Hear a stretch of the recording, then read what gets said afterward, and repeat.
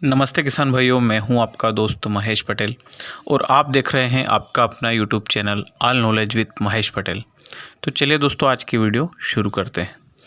दोस्तों, आज की वीडियो में हम चर्चा करेंगे दोस्तों मसूर की फसल में शुरू से लेकर अंत तक किन किन बातों का हमें ध्यान रखना चाहिए ताकि हमारी फसल का उत्पादन अच्छा हो सके।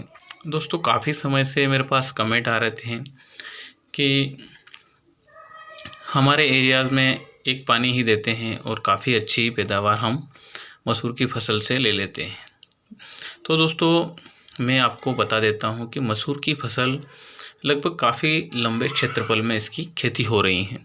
तो दोस्तों, सब तरफ भूमि एक जैसी नहीं होती है। कहीं पर भारी भूमि होती है, कहीं पर हल्की भूमि होती है, कहीं पर मिट्टी का क्षेत्र भूमि में ज़्यादा होता है, मिट्टी ज़्यादा गहराई तक होती है किसी भूमि में, और किसी भूमि में मिट्टी कम गहराई तक होती है।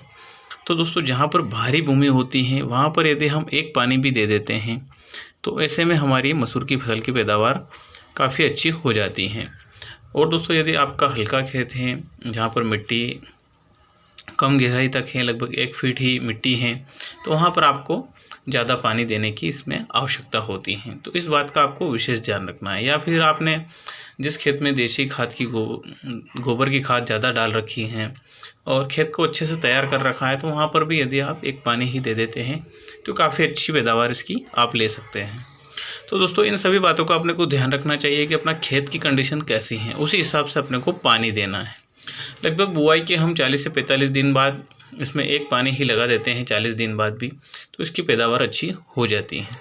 लेकिन दोस्तों, जहाँ पर हल्की भूमि है वहाँ पर आपको जब बुआई होती है उस समय हम सिंचाई करते हैं, उसके बाद गलवन देना पड़ती है जो 10 दिन में देते हैं हम, 8 से 10 दिन में, और उसके बाद एक सिंचाई जब फूल आते टाइम हम कर देते हैं तो भी इसकी अच्छी पैदावार हम ले सकते हैं।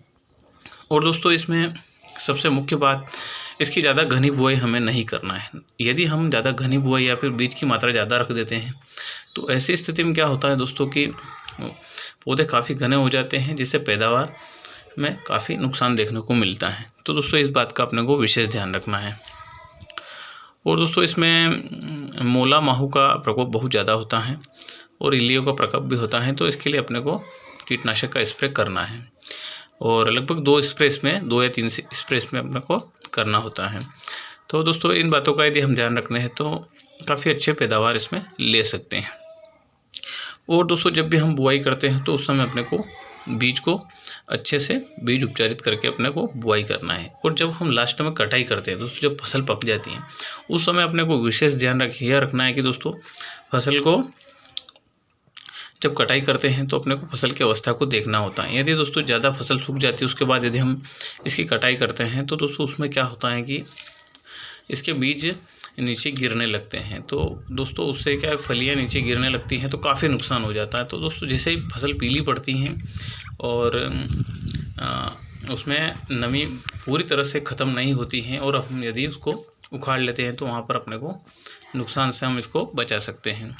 और दोस्तों, इसका जो भी भूसा निकलता है वो पशुओं के लिए काफ़ी पौष्टिक होता है। तो दोस्तों, वो भी अपने को संभाल के रखना है और पशुओं को खिलाना है ताकि पशुओं को पौष्टिक आहार इससे मिलता है। और दोस्तों, हम जब भी इसकी बुआई करते हैं जिस खेत में, तो उस खेत की मिट्टी काफ़ी उपजाऊ हो जाती है, तो उससे अगली फसल में भी, जैसे सोयाबीन की बुआई करते हैं, तो उसमें भी काफ़ी अच्छा अपने को बेनिफिट मिलता है। तो दोस्तों, काफ़ी अच्छी फसल है, इसकी आप खेती कर सकते हैं।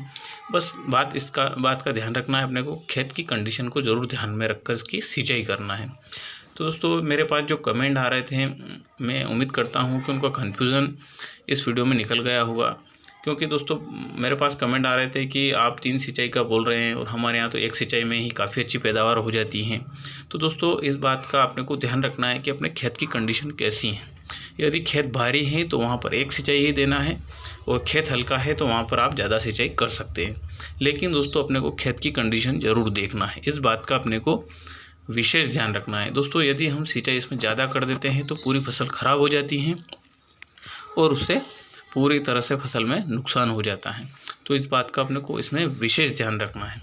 तो उम्मीद करता हूँ आपका कन्फ्यूज़न दूर हो गया होगा। नेक्स्ट वीडियो में मैं अच्छी जानकारी के साथ फिर मिलूँगा।